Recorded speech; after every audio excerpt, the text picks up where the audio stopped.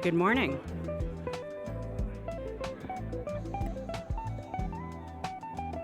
Quiet coyote, quiet coyote. Good morning. I'm Jessica Lazar Bates. I am the Senior Social Media Manager at the Jewish Federations of North America, and welcome to Engaging Jewish Identity in the Digital Age. In today's attention economy, social media is no longer just about posting on Facebook or tweeting headlines. It's about navigating a constantly evolving digital ecosystem where stories are crafted, distorted, and consumed in real time. This workshop and panel conversation will explore how platforms like TikTok, Instagram, and YouTube are becoming the primary arenas for shaping Jewish identity, advocacy, and public perception. From algorithm-driven virality, I love that phrase, to the emotional power of short-form video, we'll examine the current state of play and what it means for how the Jewish community tells its story and who gets to tell it. To start us off today, we will hear from Nicole Erdfracht. She is a proud Jewish professional and content creator dedicated to strengthening Jewish life and identity. As Senior Director of Philanthropic Engagement at the Greater Miami Jewish Federation, and the creator of Aggressively Jewish, she blends leadership, humor, and authenticity to inspire connection, pride, and community. Next, we will have a panel discussion featuring Rabbi Noah Farkas, LA represent, the president and CEO of the Jewish Federation of Greater Los Angeles. Let's see, we have, skipping. Noah served from 2008 to 2021 as a clergy member of Valley Beth Shalom, the largest Jewish congregation in the San Fernando Valley, where he led successful innovations in synagogue life through social action, mental health, and next-generation spiritual initiatives. We will hear from Jordan Tilshin. She is a journalist, editor, social media influencer, passionate advocate for Israel, and a vocal opponent of anti-Semitism. With a career spanning the New York Post, MTV News, Page Six, and Bustle, she excels in content creation and strategy, leading her to viral success. Jordan currently leads the Jewish and Israel Causes vertical at Urban Legend Media. And speaking of Urban Legend, we have with us as well Dr. Dana Levinson Walker, who also has fans in the audience today. Yes. Hi, Mom. Urban Legend is a cutting-edge platform that powers influencer campaigns focused on shaping culture, policy, and public conversation. Prior to making the switch to the private sector, Dana worked in the Jewish communal field for nearly 20 years, and most recently at our friends at the AJC. Their panel discussion will be moderated by Zach Garber. Love an audience full of fans. Zach is the managing director of Garber Wealth Management and alum of the Jewish Federation's National Young Leadership Cabinet. He has extensive experience serving a wide range of clients, and he specializes in custom portfolios with an expertise in overlaying alternate investments. And when he's not in the office, Zach is an active member of a number of community organizations, including the Associated Jewish Community Federation of Baltimore. All right, and with that, I'm going to hand it over to Nicole.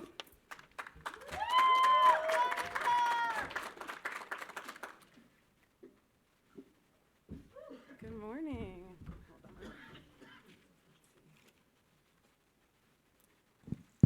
Testing.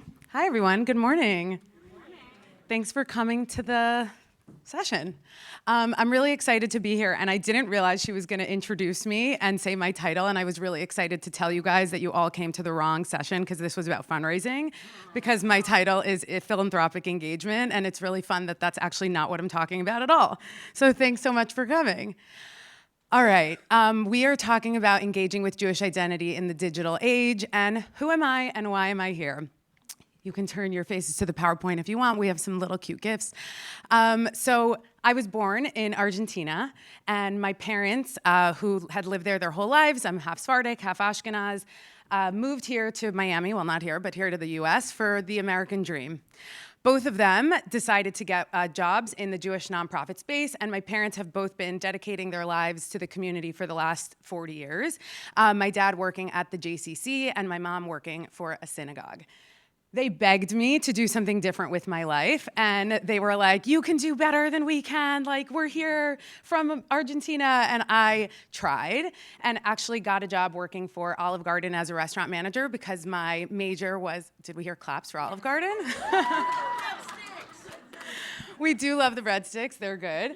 I was a hospitality major, so it made sense that I worked there for a few years and learned a lot about working with people, but ultimately was really missing my Jewish life and decided that I wanted a new job.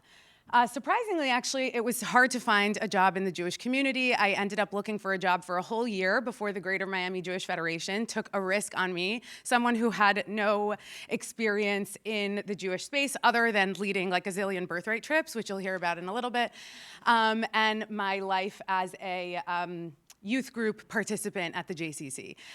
So I have been working at the Jewish Federation for 10 years now, and I ran our Young Leadership Division for 7 years, and now I'm working with Young Major Gifts. Yes, go Young Leadership. The Jewish and Proud piece I talked about a little bit because I work at the Jewish Federation, but about 6 months ago, something really terrible happened to our community where 2 Jewish communal professionals were murdered here in Washington, D.C. And I was getting many messages from a lot of my lay people that I was the first person that they thought of, which was really scary that they thought that because now they're worried about me and I was worried about them. And one of them said to me that she was scared to go to an Israeli restaurant that night and she thought she was going to cancel her reservation. And this is the message. Here you can see it. Sorry, for those that are in the center, you might not be able to see it. She said, I'm really worried about my kid's school, and I'm supposed to go to Dvash tonight in Boca, and it's Israeli. Is that safe? I'm emailing my board president and asking about security. And immediately after, I made a post on my personal Instagram page, and I said, for those of you even thinking about not going to organized Jewish events, please keep coming. And I wrote a whole post about it. If you want to see it later, I'm happy to show it to you. And I started getting a lot of messages, people saying, can I share this? Can you tag me? Like, this is what we need to be telling people. Please show up. So what happened next is that I decided I wanted to start an Instagram page. I actually started on TikTok because I was hoping no one would ever find me there. I was like, Instagram is too public. I don't like that. So I started posting on TikTok. And I decided that I wanted to call myself aggressively Jewish, which was what was in my bio on Instagram, because that's how I always described myself. And what better name to have than to call myself aggressively Jewish? That's who I am. So I made my first post, and what I did actually might shock you because I wasn't a typical content creator in the last 2 years that was talking about Israel and anti-Semitism. I was like, I am sick of this. There's so much more to our Jewish lives than fighting about anti-Semitism with people all day. So I said, what do I do every day for work? I inspire people to get involved with the Jewish community, and we need to be doing that online. We need to be getting people involved, and they don't know where to turn. They don't know who to ask. I often refer to myself as the fairy godmother of like a lot of my lay people, because anytime they have a Jewish question, it comes to me. Many young people these days, they're not finding rabbis until they're kind of settling down and having kids. So to them, I am their guide. I am helping these people find their way. So this was my first post. It had 30,000 views, which was really scary. But here we go. Oops. So I lead an aggressively Jewish life, and it's come to my attention that since the start of the war, and especially with what happened in DC a couple weeks ago, that so many people are just like looking for ways to be involved, and it's really hard to kind of figure out where to start and what to do. And I just wanted to offer some support and help, and my credentials are that I've worked at a Jewish organization for almost 10 years. Both my parents work at Jewish organizations. I've staffed a zillion birthright trips, Honeymoon Israel, March of the Living, went to youth group, got involved on campus. I like really have done it all. So I just feel like I know a lot of what's going on and I want to help. So if you have any questions, DM me, write something in the comments. I'm happy to answer any questions. And also, I'll do a little series maybe, and I'll talk about some of the things that I think the community has to offer that just so many people don't know about. So I want to hear from you. Write in my comments. I've gotten less annoying since then, I think. But it was my first time talking to the camera, and I was really nervous. So I tried my best to be less nervous, but that's what we got. So what happened next? My first post in the series that I was talking about was about PJ Library. How many of you know about PJ Library? I was shocked to find out from this video, which ended up getting like 60,000 views and 300 something comments, that hundreds of people had not heard about PJ Library before.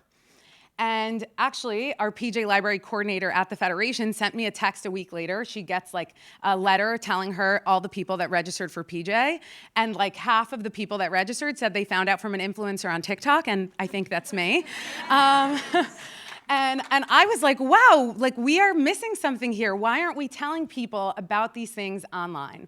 So I posted here one of these videos, the comments you can see was PJ Library. The other one was about Honeymoon Israel and people saying how excited they were to hear that we were doing interfaith programming. Another person telling me she got her first PJ Library book in the mail and she was leaving on Tuesday for a birthright trip because she found out that they had extended the age. And it was really like, I was making a difference in people's lives, like more than just in my little community in Miami. Thank you. But with great Jewishness comes great anti-Semitism. We all know that. So I started also getting a ton of hate. I'm not going to read these because there's a lot of mean words in them. So if you are interested, you can see them. I'm happy to send you some of these screenshots later. But really awful messages. And my response to most of them was, thanks so much for engaging with my post. Because I wasn't fighting people online. That's not why I started my platform. And don't get me wrong, I have a lot of videos that are like more reactive to people saying terrible things and me stitching the video and telling them that they suck or whatever. And also a lot of videos talking about Israel because I'm Jewish and I'm a proud Zionist. I'm wearing Israel blue today. And thank you. And I wanted to still talk about Israel, but I didn't want it to become the whole reason I was posting. So now to talk about some of the statistics here. In 2025, there are an estimated 5.4 billion social media users worldwide. Does anyone here have social media? I guess I should have asked it the other way. Does anyone here not have social media? One person? Wow. We'll get you on Instagram later. Okay. All right, so what is really happening online? So 53% of US adults say that they get their news from social media. 21% of those people say it's often, and 32% of people say it's sometimes. That's a scary number because the next stat is that 53%, there was a detected increase of 53% in anti-Semitic content online compared to the previous year.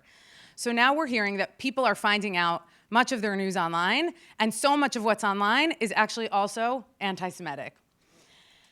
As we know, among 18 to 29-year-olds in the US, TikTok usage is 76%.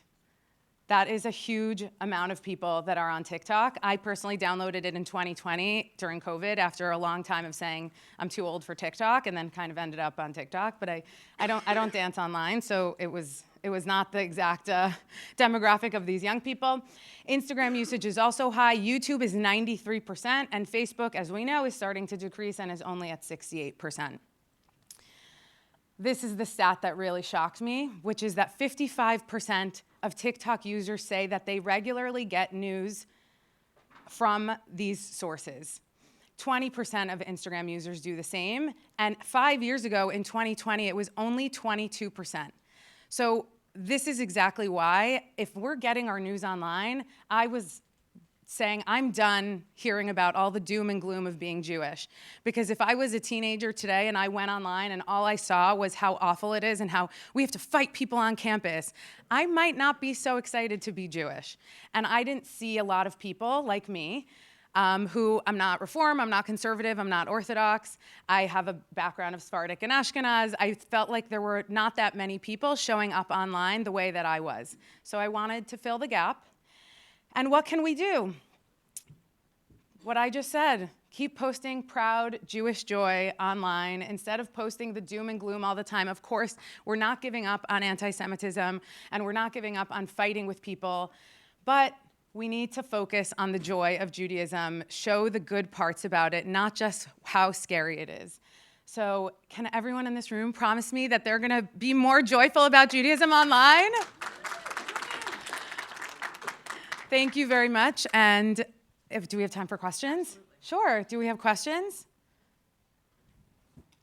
No questions? I was so thorough about my presentation. Okay, wonderful. Oh, we have a question. So what do your professional bosses think of you doing this on the side? Do you want to answer the question? Oh, there's my CEO back there too. He wants to know what you think of what I'm doing on the... I got him a hat that says aggressively Jewish, so he'll leave me alone about it. No, I'm kidding. It's a great question. The truth is that I actually still don't talk about where I work online. For a few different reasons. At first, it was more security, and then one of my friends said to me, Nicole, do you think people can't really just Google Nicole Miami Jewish and they'll find you? And I went online. I was like, there's no way she's right. There has to be more than one Jewish Nicole in Miami. And I was the first, I should have put that as a slide. I was the first thing that came up. It was Google Gemini or whatever, was like, Nicole is the director of philanthropic engagement. And I was like, excuse me, senior director. Like it was a little behind.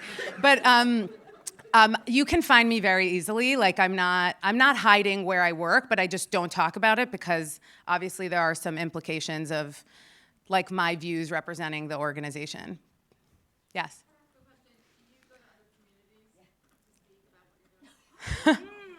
Sure. I'll ask for time off when I get back. Yeah. Sure. Anyone else? Yes. Do you have a response in YouTube or anything else to the that you can provide for the person who is afraid to go to a Jewish event? Because I'm finding that I'm trying to get people to come to our events in Boca, and some of my friends, my clients are saying, I'm going to write a check, but I'm really afraid to go. Yeah, that's really awful. I was speaking to someone yesterday about how hard it's been to get people to go to Israel lately, just for the same reason. And unfortunately, what she said actually really resonated with me is that you can't promise safety. We don't know what's going to happen, but we can do our best. And I actually went to a session yesterday about security and everything that SCN is doing in our communities. And I feel like they gave some great responses to this question. I don't have one. I don't have a response, but maybe that'll be my next video, and I'll be happy to share it with Julia. She'll send it to you. Yeah. Anyone else? Yes. Can you share, like, as a content creator who's doing this largely organically, it seems, I guess that's question one, is it organic? Does it continue to be organic? And secondly, what are things that, like, institutions can either help to do to support you or, like, not, or stay out of your lane, or, like, what do you think that looks like, especially if Yeah. To answer your first question, yes, everything is organic. Actually, when I started early on, I had maybe 2,000 followers on Instagram, which I didn't say my stats now, but I have 23,000 followers on TikTok and 13,000 followers on Instagram. I started at the beginning of June, so it's been like 5 months, and I did it all organically. I have not paid for a single post.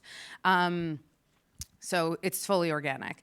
As far as the institutions, I think it kind of goes to my last slide, which is like, if we could focus on, we've spent a lot of money as organizations, this is my personal opinion, we've spent a lot of money combating anti-Semitism. And I actually made a post about this a few months ago, talking about how if we poured all of those dollars into just raising proud Jewish children, we would be in a much better place, I think, because I think half of the battle is that people, and Sarah Horowitz spoke about this on the opening plenary the other day, is that half the battle is that people get to college campuses and like the most Jewish thing they've done in their life is have bagels and lox, and I feel like we need to be teaching them from the beginning more of our history. Thanks. Thank you for being here. I always have heard the analogy that you're more likely to get killed by a vending machine than a shark. Similarly, when you go out in Scary. public, I'm so scared of like people recognizing my face and compromising my safety in some way, shape, or form because of my posts. And so I'm curious how that's been for you. How's that happened? What's that likelihood? Is it more shark likelihood or vending machine likelihood? Yeah. So it's funny because I tell myself, and this is sad for the people I'm about to mention, but I like to tell myself, like, why would someone come for me and not like Montana Tucker or Noah Tish? Like, who am I in the scheme of, like, I'm very humble in that sense. Like, why would they come for me? The second piece is I live in Miami, and Miami is notoriously Zionist and a really safe place for Jews. So I don't feel scared at all. I feel also, since I started posting, people have started sending me a lot of things, and everything is a Magen David. I feel like I'm turning into one big Magen David. But, and I wear everything proudly. I try not to take it off ever, even when I am going places that might not be safe. I keep it on. There was one more, I think. Are there, in order to amplify this, are there organizations that are taking what you're doing and trying to structure it and organize it to just deploy it? Well, yes. I guess this is a perfect transition. Yeah. We will hear about this next. Yes. Thank you so much. If you don't follow me now, Aggressively Jewish. I have stickers if you want. Thank you.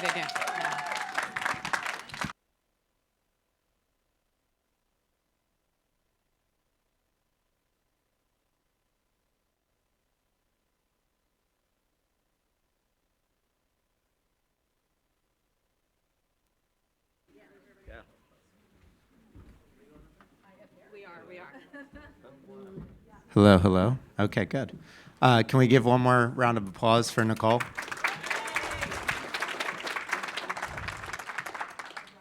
Can I ask everyone to stand up really quickly? All right, let's just shake it out a little bit. We're talking about social media, all this stuff. I sit all day during work. Sometimes you just gotta shake the spielkies out a little bit. Feel good about it. Okay, make sure everyone doesn't have tech neck by the time we leave. Awesome.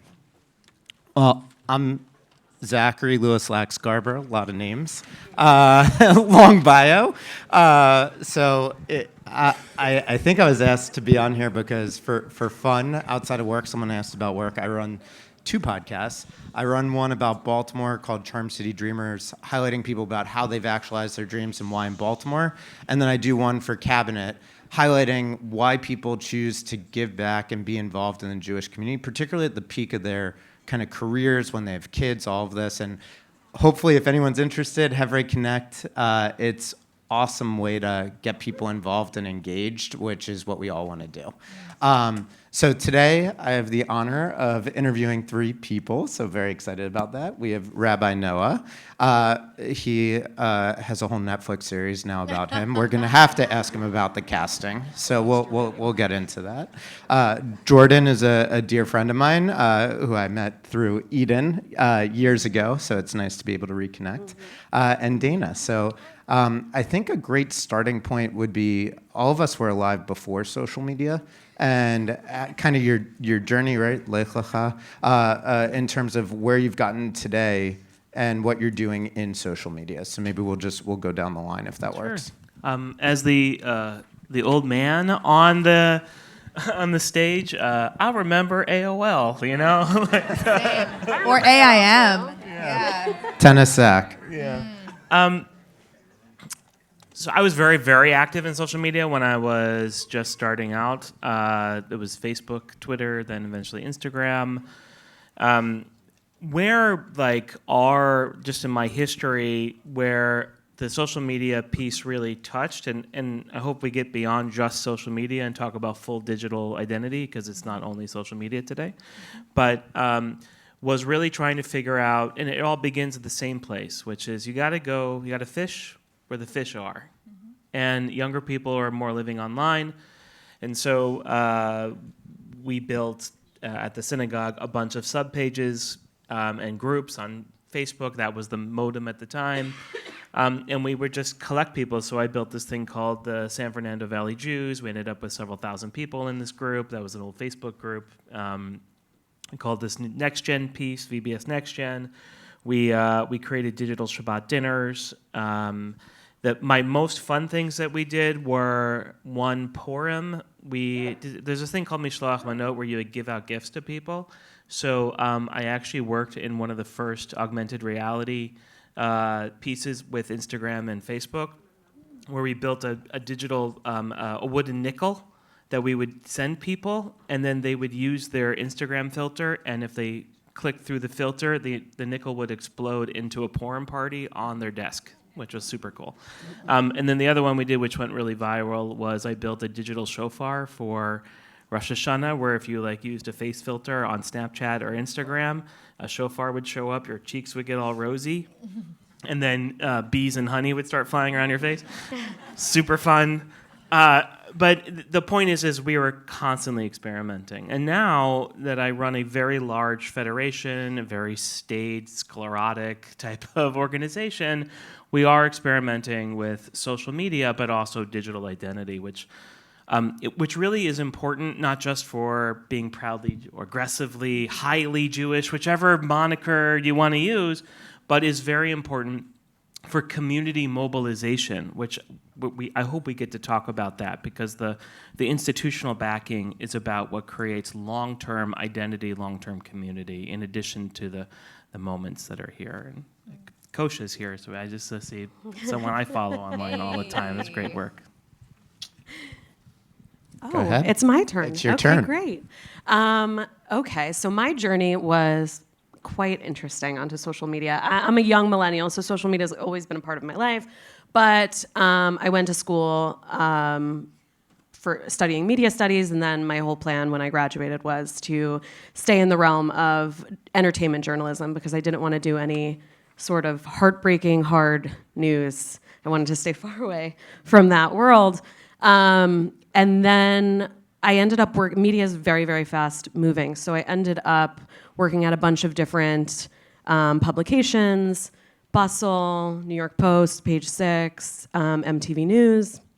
When I was at MTV News, I would hear like some really messed up things around the office. As somebody who had been to Israel, who had experienced Israel, I was seated next to the social impact editor. And I would hear her say things like, nobody should ever visit Israel. Nobody should ever go there. It's an apartheid state, all the buzzwords. And I was like so fired up inside, but I felt like I did not have the tools in my tool belt to really understand how to effectively speak to this woman and let her know, like, you're so off base here. So when my entire team was laid off for COVID, during COVID, I started to talk about what had happened to me at MTV and the isolation that I experienced in the workplace, or felt in the workplace. And the purpose of it was to educate my non-Jewish friends about just this like bubbling up of anti-Semitism that I had seen happening at the time. Shein, the fast fashion retailer, was selling like a swastika necklace on their website, and a football player was posting quotes that he attributed to Hitler. And I was like, something's in the water. Like, we need to talk about what's happening here. And so I started talking on social media about just this very uncomfortable bubbling up of anti-Semitism 6-7 years ago now. And what ended up happening was my audience ended up not being the non-Jewish audience that I was targeting. It wasn't my friends who are not Jewish who I was trying to tell them about these things. It was actually, what I actually ended up happening was I cultivated a larger audience of young Jewish people who were experiencing the same things on campus, at work, and did not know where to turn. And so for the last several years, I have grown my Twitter and Instagram collectively to have almost 100,000 followers. I talk about everything under the sun relevant to Zionist Jews. I'm very unapologetic about the things I post and the way I say them, and a lot of people can't take the heat. But it led me to what I do now, which is I a couple of years ago was brought on to a startup called Urban Legend, which is based in Alexandria, Virginia. And we run social media campaigns. And in about 30 seconds or less, we offer campaigns to creators through their cell phones supporting Jewish and Israel initiatives. And we say, hey, this campaign is available for you to participate in now. We really want you to share this campaign with your audience. These are influencers with followers ranging from 50,000 followers to millions of followers. So really in like a snap, we get really important messaging out about Jewish and Israel causes, and Dana is my COO. So I will pass it on to her. A funny story is that our CEO of the company cold called me one day and was like, hey, we're looking for someone to lead this Jewish and Israel Causes vertical. This was probably like 2022. And cold called me and I said, this is gonna sound really weird, but there's this girl that I follow on social media. She seems really competent. She has a media background. She's very smart. She speaks in a really thoughtful tone. She could be very good. I had never met Jordan in my life. I had a parasocial relationship with her through the internet. I DM'd her and I said, hey, we don't know each other. I think this could be a really good job for you. I'm gonna send you to the right person. Lo and behold, she works there. I'm now her boss.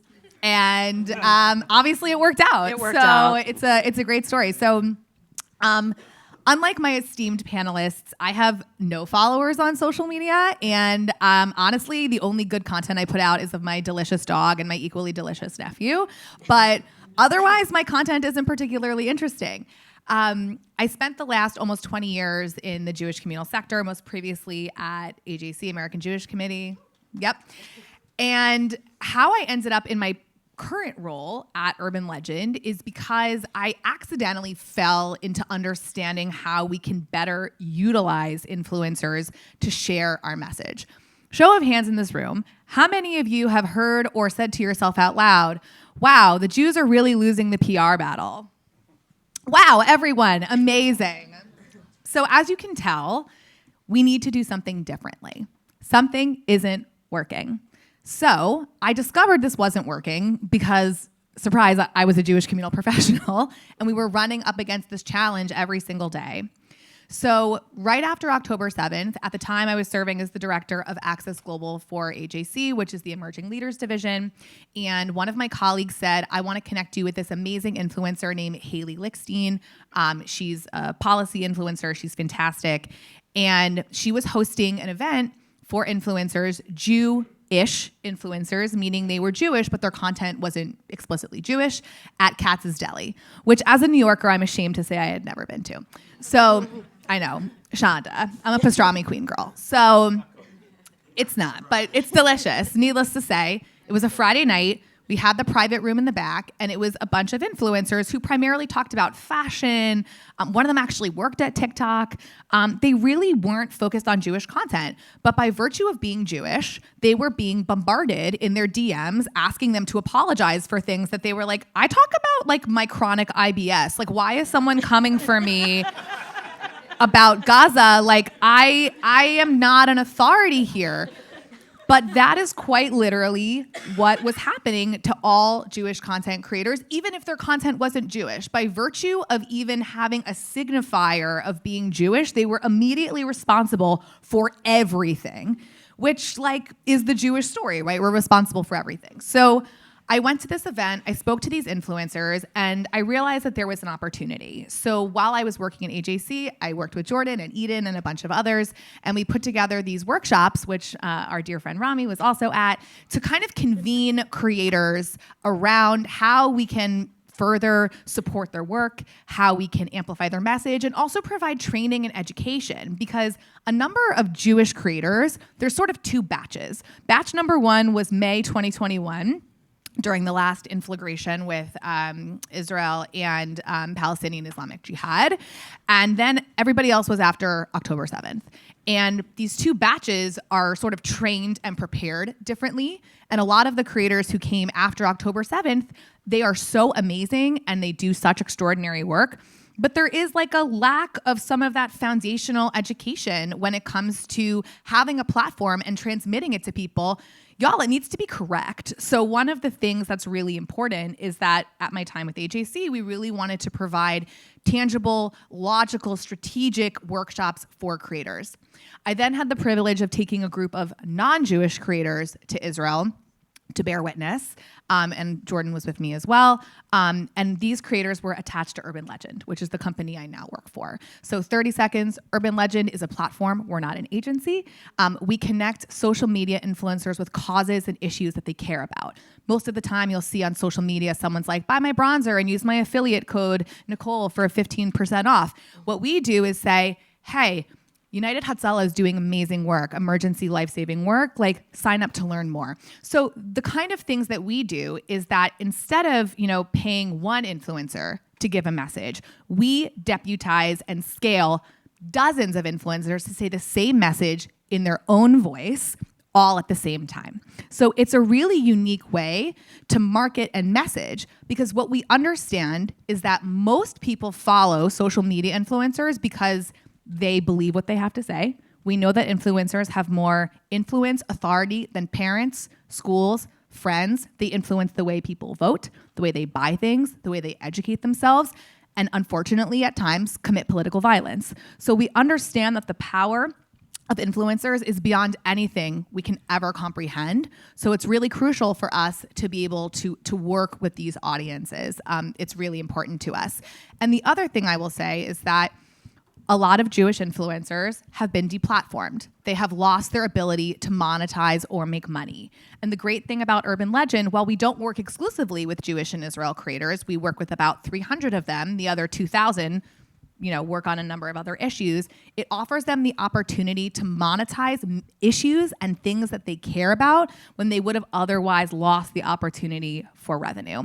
So that's a little bit about who we are, and I'm sure we'll get into the weeds momentarily. Awesome. We can applaud that.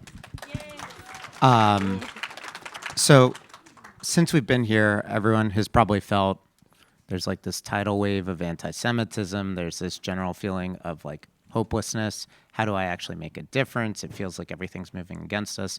And I want to get to Rabbi Noah's point about identity, right? We're all about that Jewish journey, understanding who we are, struggling with that internal fight.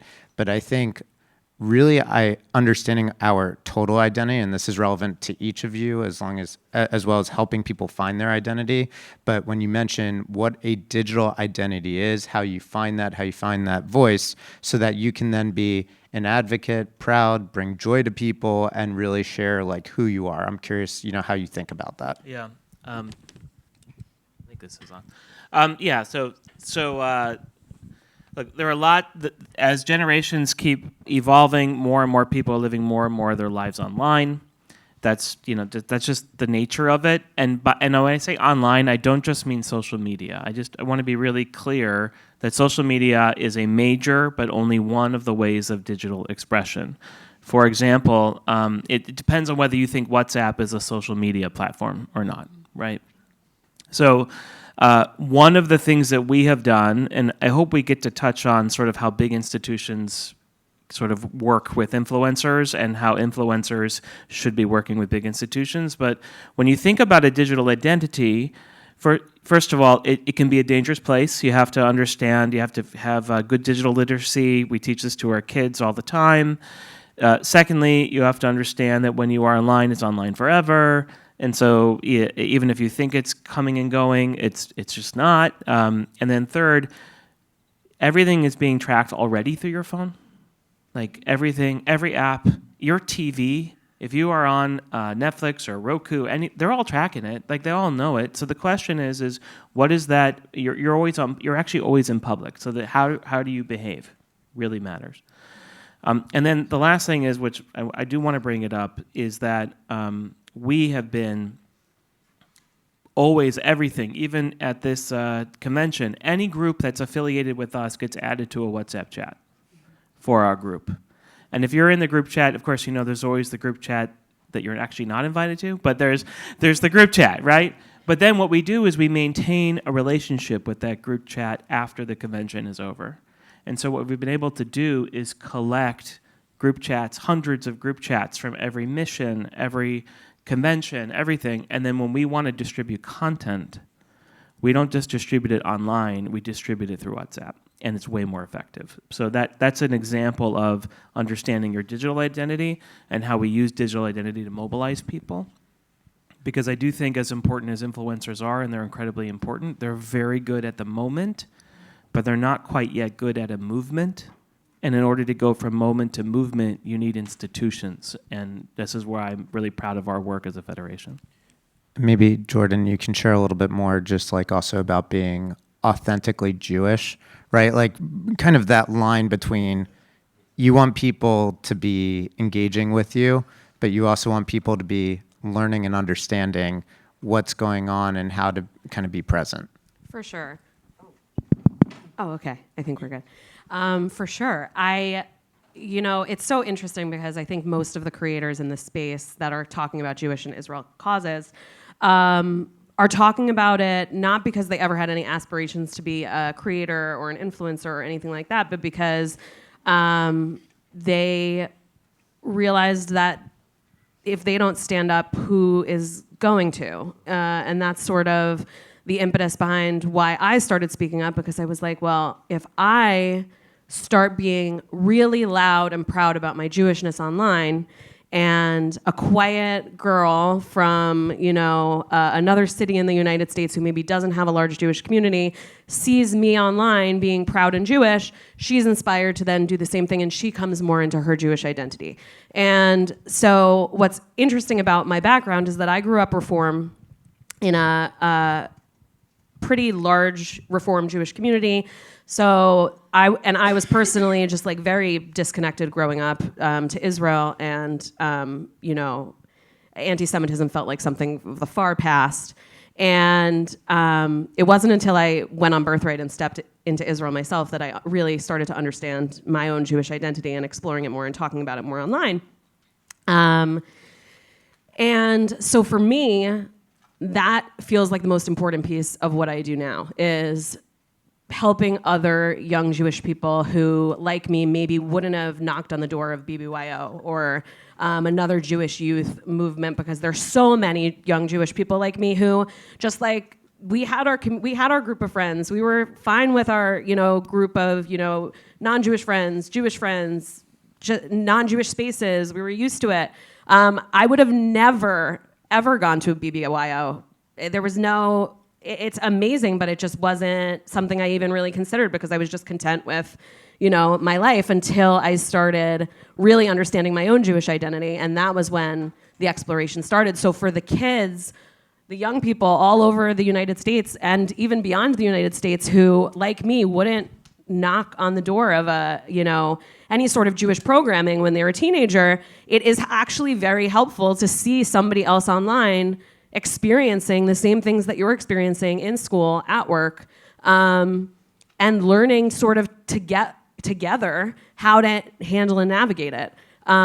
So I wish that I'm not very, there's no strategy behind my platform other than to be authentic, other than to just be myself and show young people I'm this and I'm Jewish, I'm this and I'm Jewish, I'm funny and I'm Jewish, I'm a professional and I'm Jewish, and it's a huge part of my life. And if anyone, says X, Y, and Z to me about this is how I'll respond unapologetically.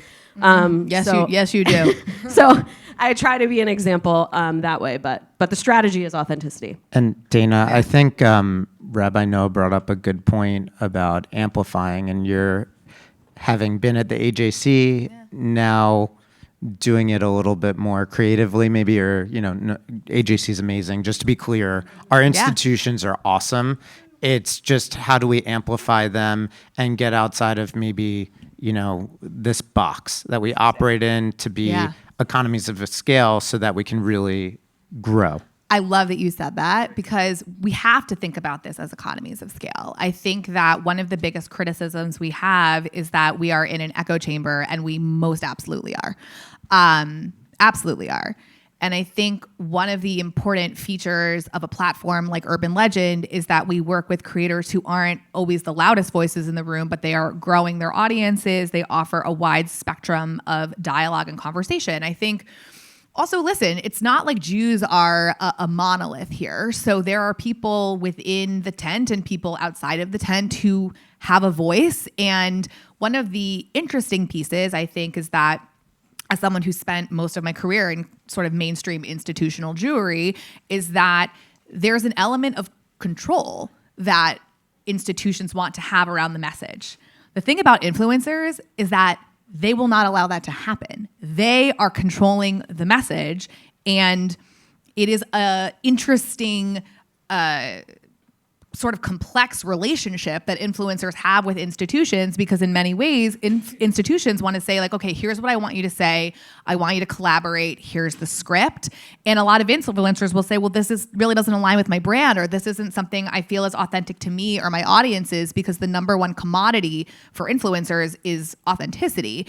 If you appear inauthentic, or a word I've been hearing a lot, which I don't particularly love, is being a shill for someone else, is that you're going to lose your opportunity as being seen as an authentic, real person. So the challenge is that institutions might, I'm going to hold our hand when we say this, we might have to let go of the control a little bit. And that's really hard, because our role as Jewish institutions is to be able to provide concrete, solid, brand safe messaging to our communities, and influencers don't have that same responsibility. But there is something important there, because if we want to be able to amplify the message, we have to center the message with the influencer. We shouldn't necessarily be centering the organization in that messaging. I know that's like a challenging thing to hear, but it's important because a lot of influencers don't necessarily want to associate themselves with an institution. They want to associate themselves with their own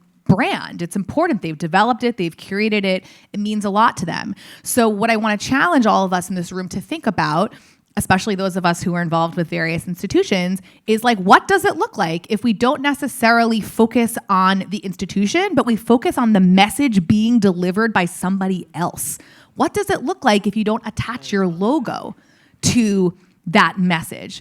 I think that's actually what's incredibly powerful. We know that some of the ways that strategic communications work online is that obviously someone is having a conversation with the influencer or with the message that was crafted by someone else, but they're not saying who is the person who developed that message.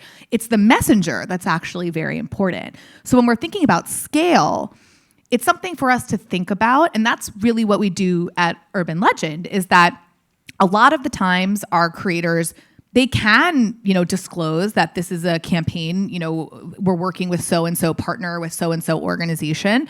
And we don't do any secret campaigns. Every single influencer knows who the sponsor is of that particular campaign. We don't like the shadiness of this space at times.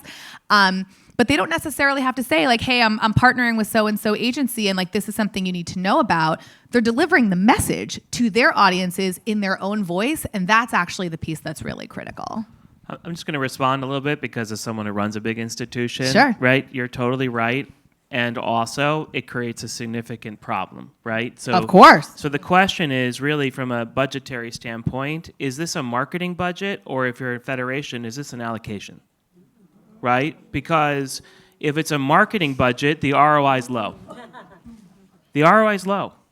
If you're expecting to get tens of thousands of more people following you or making donations, it's just not going to happen. We made that mistake where I brought a bunch of TikTok influencers to Auschwitz with me in partnership with March of the Living, and the ROI on that was incredibly low, and the trip was very expensive. Yeah.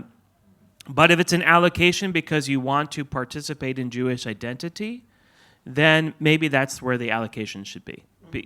Right? The other piece, which is a bit challenging, because and this is probably where we're probably not going to agree, but the question is are we? It's not just about platforming influencers, but they are making money off of our nonprofit mission, and the question is that beneficial to the nonprofit or not? And it's a significant question when we want to run a community cookbook because we think it's the right thing to do, and an influencer charges us $4,000 for a recipe. How is that benefiting the community, and how is that benefiting Federation, right? And as a business person, we have to ask that question. So my suggestion is to move it from an idea of a marketing budget to an allocation and decide how much do you want to spend on that, and not worry about whether or not that's going to give shine back to the organization. I just think that's a very important point, and because where the tension comes in is when federations or Hatzalah or anyone else believes that it's a marketing campaign for your organization, because it doesn't work. The numbers aren't there. The data doesn't prove out. And I just want to be really clear about that. I think that's a good point. I think it probably depends on each situation too. I think in terms of what works and what doesn't work and how you think about it. But I think that's interesting framing. Another piece that in Judaism, we're all long form educational content, right? We debate things for thousands of years. We can't do that necessarily on social media, but there is short term and short and long form content, right? We have somebody who's tweeting under 140 characters. We have somebody who does a 45-minute podcast. I'm curious how, particularly as a rabbi, you feel like you can engage positively in short and long-term content online, particularly for people that are listening, because everyone here is a content creator. You all share things on a regular basis. It could be people on the stage. So I think it's important to understand, like, what is productive in terms of sharing and how do we do this so that we can amplify everyone's voice?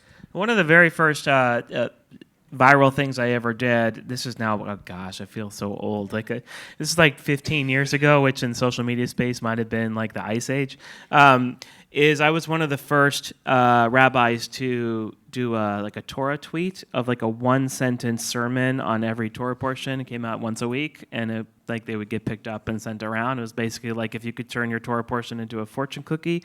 So really shortening that content. A lot of thought the shorter you are in your content, the more thought you actually have to put into it, right? So the other one is that we went from writing long sermons, and I went from writing academic articles to completely changing my tone, completely changing the way that I communicate, so that we could get it into 10 or 15 or 30-second cycles of so that they can be clipped, right? And so I think that's just really important in thinking in that space. You can say 10 really interesting things over a 30-minute period, but you should say them in cycles so that they can be clipped and reused. So a lot of the work that we do is about training around that. Jordan, curious your thoughts. Sure. Well, I do a ton of short form content, and for me, my goal is always to say, I think there's like probably a general unanimous agreement in the room that there's been like a lack of general common sense in the air lately. So my goal is always in like 140 characters or less, how can I win the argument?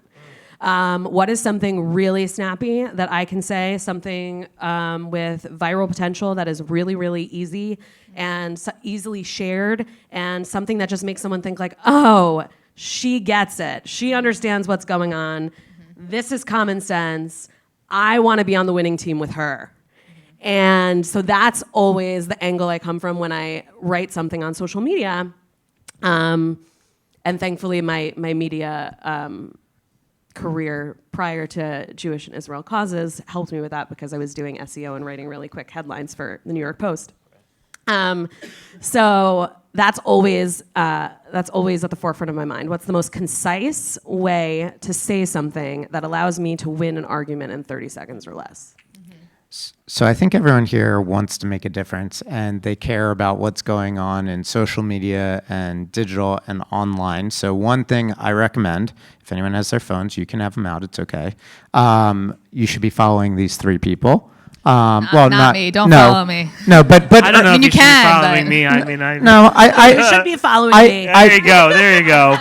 Okay, we should Follow all be Jordan. following Jordan, but we should be paying attention to what Rabbi Noah is doing and what Urban Legends is doing, bigger picture. So my question to you, since me asking everyone to follow you guys was not the right response, is how everyone in the room can best amplify the work that you're doing so that they can make a difference in their online spaces. A whole bunch of stuff, but I have to give a shout out to Lenny, who's in the back of the room. Lenny, raise your hand.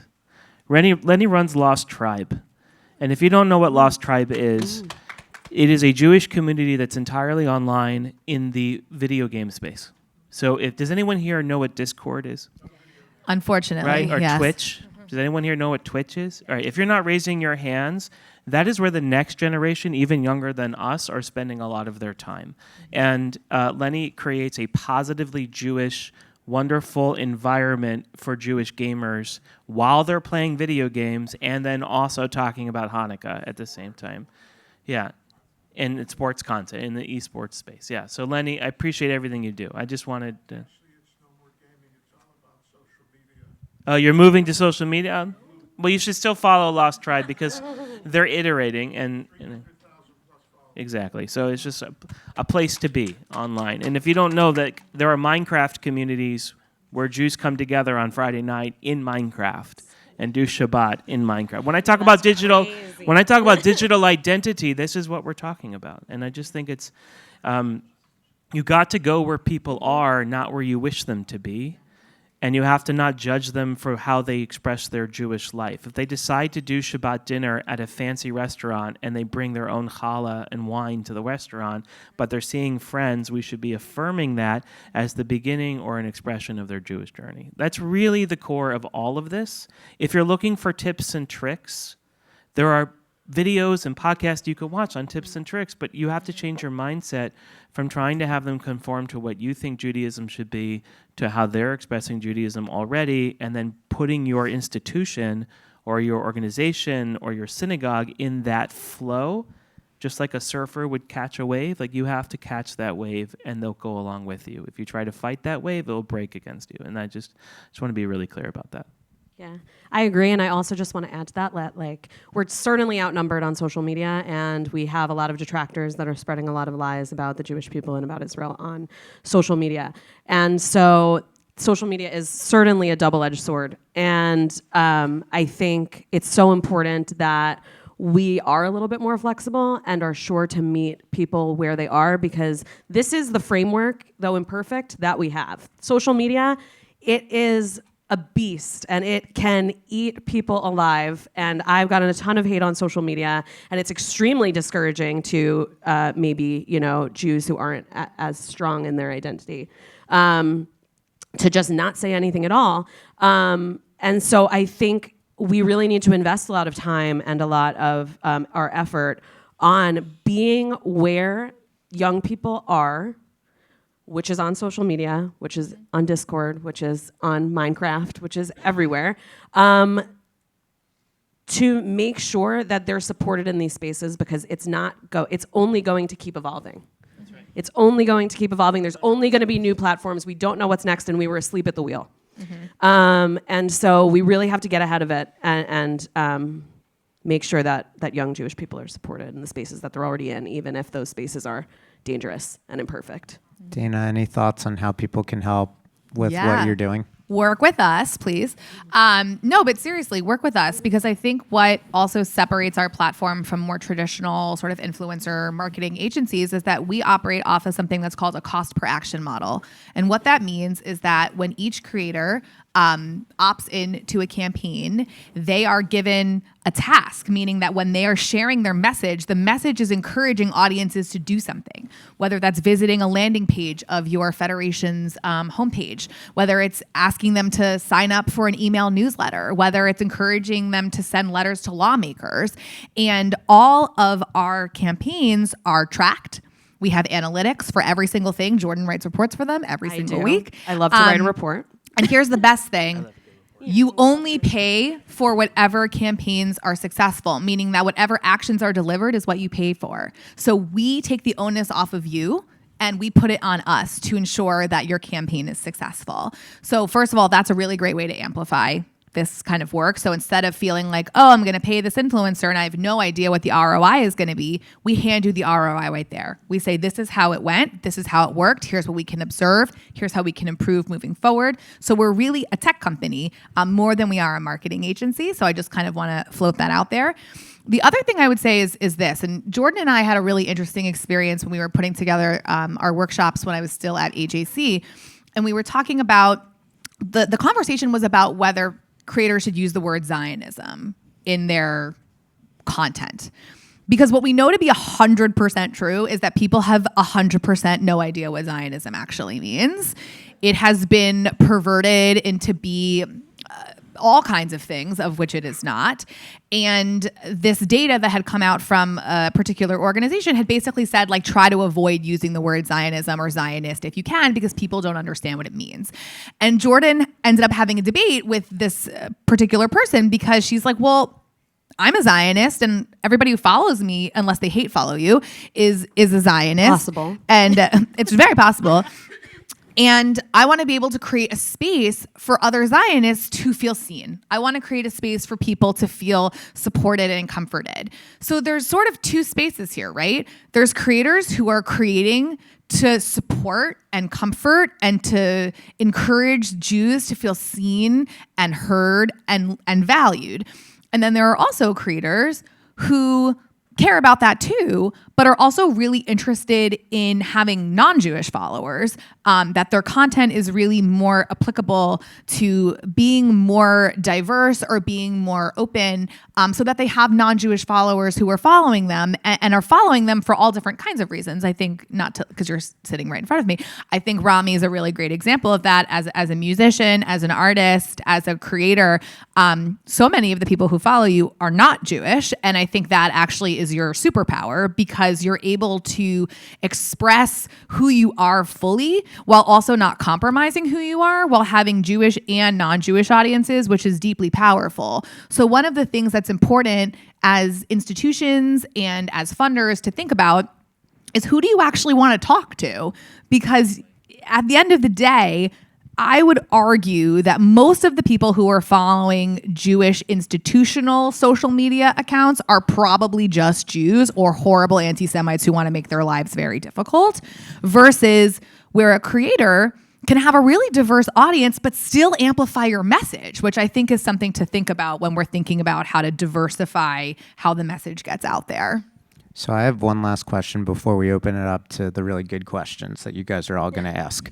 And this is something that I hope I hope everyone takes away a sense of inspiration from the overall conference. So my question to you is, living or dead, who Jewishly inspires you most right now? Okay, well, she's right here. Hi, Mom. My mom is here. My mom is the Lion of Judah and of the Jewish people. So a fun story about Joan Schiffer Levinson is that I always say, I'm not embarrassing you. Like, this is like the best day of your life. So what I always tell people about my mom is I want to be her when I grow up. And the thing is, I'm 38. I think I've more or less grown up at this point, but I still aspire to be her because, you know, when I was young, I thought her job was to go to board meetings. And it turns out that she was a very accomplished early childhood educator. And that was not her only job. But from the time I was very young, she was always going to Federation board meetings. She was the president of our JCC when I was a young person. And now in retirement, I think she's busier than ever because she's constantly being asked to do all these amazing things in the Jewish world. And we love to kind of talk about those things together because obviously this is like a shared interest for us, that I do this professionally and she does this like professionally without money. So actually she gives money to do this professionally. So I would say, my mom is the greatest person in the world. She's inspired me to be the Jewish leader that I try to be every day. So hi, Mom. Jordan, no more parents, though. I'm going to make that as a rule for both of you. I was going to say that's very, very sweet, and I dearly love my mother, but we're not going in that direction. I would say Joan Rivers. Why? I think You are her. You are her. I just think that the cost of not saying what needs to be said is a lot higher than what would happen if you don't say what needs to be said. And Joan Rivers always said what needed to be said, and I'm sure she, was probably rolling in her grave for the past few years, And I constantly remind my followers, what would Joan say if Joan was alive about sort of what has transpired. So I try to be a little bit more like Joan Rivers, a little more like Golda Meir. Got it. That's sort of WWJD. Yeah. exactly What would Joan do? Yes. And my mom's name is Joan. So this, There you go. Two So- on the We're 2 for 2. Jones. Is yours also a Joan? I guess it could be Joan, but ideally, it doesn't have Can't to be be a a parent, J, can't but be a we Joan. do love the J's. Okay. I'm going to go rabbinic. I'm going to go completely different, okay? I think the person in our history that I take the most inspiration from is Abraham.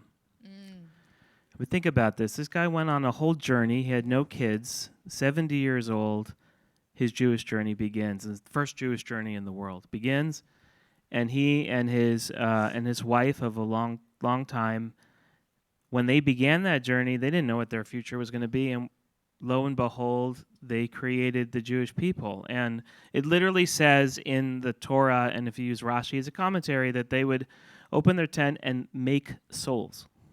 They'd actually make, this is asu nashim. The word nashim can mean physical people, but if you understand it rabbinically, it means they literally fashion souls. So there's nothing more influential than, their followers were literally, they were soul makers. And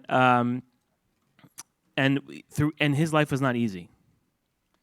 Like, his life was really hard. And yet he was blessed with everything. And I think that if he can do it at 70, I can do it at 46. Yeah, it's great.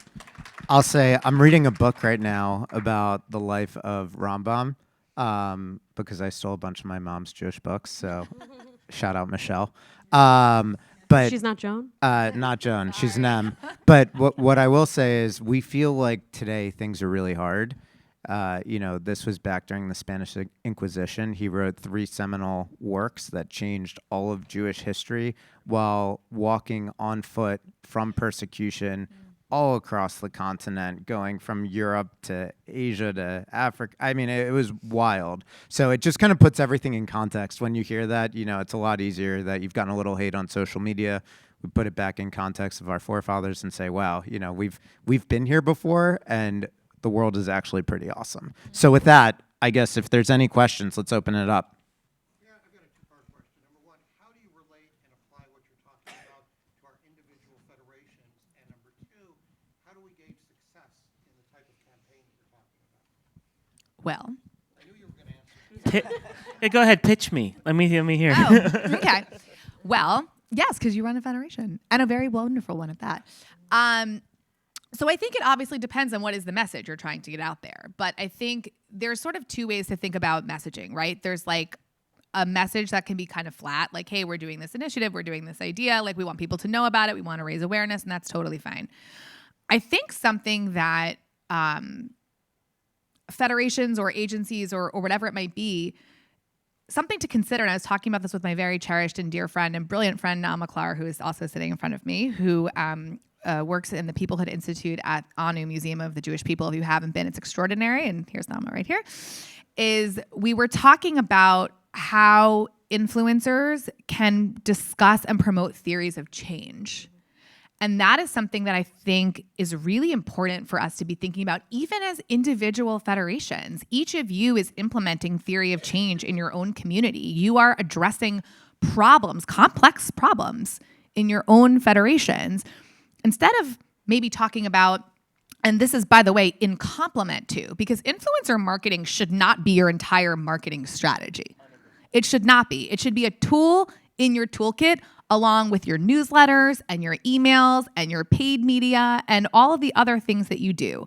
But one of the things that influencers can do exceedingly well, because we know that they can, the data is just it's unprecedented how they can change hearts and minds. People are turning to influencers to educate themselves. So if there is something that your federation is doing in your community that can actually be a theory of change, an idea, that's something creators can talk about, like, wow, I just heard about this amazing thing that's happening and I want to talk to you about it, and Jordan can talk about it.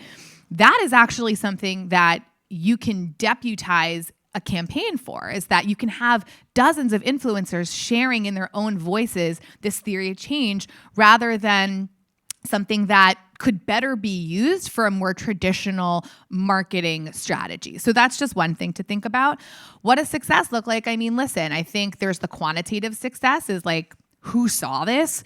Where are they? What did they do? Did they go to your website? Did they write a letter to their lawmaker? Did they sign up for your email list? I think those are things that we're able, at least with Urban Legend, we're able to quantify. I think in terms of the, qualitative piece of it all, we're not going to be able to see that right away. We're not, because there's two things. One is that algorithms are inherently programmed to generate bad and terrible things, full stop. They just are. So we know this to be true. Like good, happy, positive things are rarely seen. We've seen that during the war. We've seen that in any number of indications. And also, frankly, I'm going to be totally honest with you. Look at who is owning some of these companies. Like they have a motive to platform like anti-Western, anti-democratic things on their website. So that's just like something to take into consideration. So I want to make sure we have probably enough time to answer one more question, and we're all going to be stop. here. If someone We wants can to come chat up offline. afterwards, you can chat with us. So Yeah, we can chat offline. Yes. You want to do like take 3 questions? Okay, yeah, let's do that. Let's take the remaining questions, and then I'll let you guys figure out how you want to answer them. Okay. So we're going to do this rapid fire. Make sure they're questions. First, just want to thank you for taking the time to speak to us and teach us the way that you have experience in. But I wanted to ask, because we talk about Gen Z being chronically online and on social media, we talk about how we can help influence them with our influencers. But what kind of advice do you have that we can help inspire and empower those chronically online Gen Zers to be the influencers? That when they post on social media, they can also embrace their Jewish identity. Great. Rami? Okay, hi, I'm Rami. Thanks for all the shout-outs. I wanted to ask a question, and this is definitely for you guys, but also people in the room, especially because there's probably a lot of people that are philanthropists. How do we bridge the gap between federations and creators, long-form storytellers? Because a lot of federations and people that are giving to federations $100,000, but large amounts, are seeing the videos that creators make, and I spend all my own money on my film. I'm self-funded. I don't take money from organizations for my film, specifically because I don't want to be associated with, the things that come to that. For pop culture success, you cannot be attached to some Israel organizations, right? And I'm on an all-black TV show that was canceled for anti-Semitism. I have a film that I funded by myself through the people that follow me. But I'm seeing a big separation here, especially because I'm a huge religion, by the way. Yay. We make for pennies what people use to make hundreds of thousands, if not millions of dollars to donate the organizations that serve the community. So it's a circle, but like we're being kind of left out, and I think that you two, specifically the organization and the COO, could really help bridge that gap from, because they might not listen to me because I'm like just a person, but as like an entity and like an organization, you guys might be the ones to really bridge that, and I think that's something that we should address. Any other questions? Just want to make sure. No, it's all good. So go ahead quickly. Do you think that creating positive Jewish content on social media should be an institutional priority, grosso modo? Great. So I'll try and summarize. We have Gen Z becoming influencers, how we help that. We have social influencers and how we ensure that they're getting paid and valued for the time and effort of what they're putting in. And then the last one, it was a really good question, and I'm totally butchering it. Say it one more time because you did it short. Should creating new positive Jewish content should be a priority for the institutions, not influencers? All right. I'll let you guys, anyone want to start? There's a lot of institutional questions, so maybe as the institutional guy, I should answer the questions. I said earlier, which I do mean, and is something we're considering, is moving this budget from marketing to allocation. Because if it's marketing, I'm looking at price per click. I'm looking at all of the things that improve my organization, which maybe isn't actually the point, right? If the point is education, if we're paying millions of dollars to send kids to day school, what would it look like to take a fraction of that, which is very expensive and very important, but most day schools are $30,000 per kid per year to get an ROI that we are unsure of, that we care about, that but if we're looking at that and we'd say, okay, whether we take money from there or we take money from a different program or we take money, right, and understand that this too needs some kind of social ROI, which is different than a business ROI, and that it's an allocation and not a marketing budget. If it's marketing, then we need a return on our investment. So if I want to platform you, Rami, because I love your work, I need to think about whether I'm platforming you for my own selfish reasons or my own, business reasons, or I'm doing it for my altruistic reasons, the other side of my work, because it's an allocation, because you're an artist, and should we be supporting artists, right? So I think that is really where the decision needs to be made. And then for organizations like Urban Legend, who are, I think you're a for-profit company. Yeah? We are indeed. So you have to understand, these are the tension inside of every nonprofit is, where is this coming from, and what is worth our donors' community's money, right? It's not like one thing that I think influencers don't understand is that these large organizations is the will of the community, and that I, as a CEO, don't actually have discretion over 99% of my budget. It is the community that decides where to put those allocations. So the pitch needs to go to the community as much as it needs to go to the administration. So I want to make sure we touch on positive and Gen Z as well. I actually was going to add on to what Dana said, but I think it's relevant to both your question and your question. Is yesterday I had a conversation with somebody who, works, for a Jewish organization, and she was like, how can we utilize Urban Legend to solve a very specific problem in the community, which was bridging the fact that half of young Jews, all of Jews, Jews in Israel speak Hebrew, but there's a big problem that, in North America, young Jewish people, they're not taught Hebrew, and we would be so much stronger as a community if young Jewish Americans learned Hebrew, because they would feel like more of a part of the global Jewish community if they learned how to use Hebrew. And so I spoke to her about, something that this can look like is, first of all, we have the Jewish and pro-Israel creators. Their followers already think they're cool. They already think they're cool. They're committed to their brand. They love them. What if you do some sort of campaign where these influencers, whose followers literally love them already, go in and teach them, hey, this is my favorite Hebrew word. You don't speak Hebrew. That's cool. Learn this Hebrew word. This is a Hebrew word I use all the time. This is what it means to me. It's really special. And that is one way to sort of connect communities in a way that really is, not for, selfish or fundraising purposes, but for community engagement and uniting the global Jewish community, for sure. Yeah. And go ahead. I just was going to say, I think we're done on time, but I think Gen Z, you're already here, which is step one, but this is a journey. So you have to keep putting yourself out there and not expect that any one thing is going to be the thing that really makes it, and realize that just being present, talking to people, and making a difference will really help over time. So we'll be here if anyone has any questions. Thank you. Thank you.